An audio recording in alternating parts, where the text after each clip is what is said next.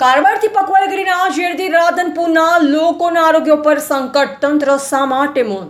રાધનપુર શહેરનું મહેસાણા હાઈવે પર આવેલ જાણીતી ફળ બજારમાં કેરીની સિઝન ધમધમી રહી છે, પરંતુ મીઠાસભર આ કેરીના નામે આજે ઝેરનું વેચાણ થઈ રહ્યું છે.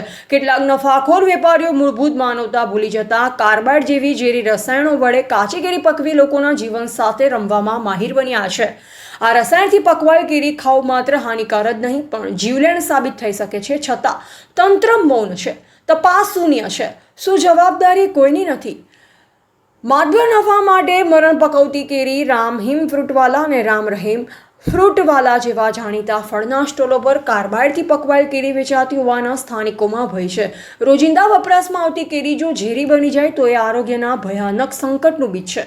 આવા વેપારીઓ કે જેઓ વહેલા નફાની લાલચે કાચી કેરી પર ઝેરી દવાઓ છાંટે છે, તેઓ લોકોના જીવન સાથે ખુલ્લેઆમ વ્યાપાર કરે છે.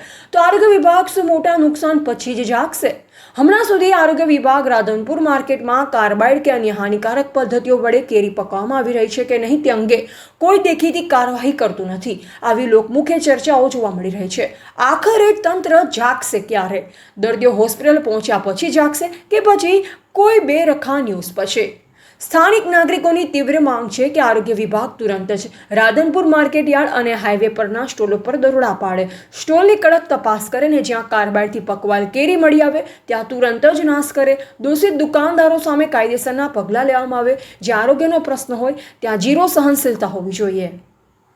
એજીપી ન્યૂઝ ઇન્ડિયા હંમેશા સત્યની સાથે.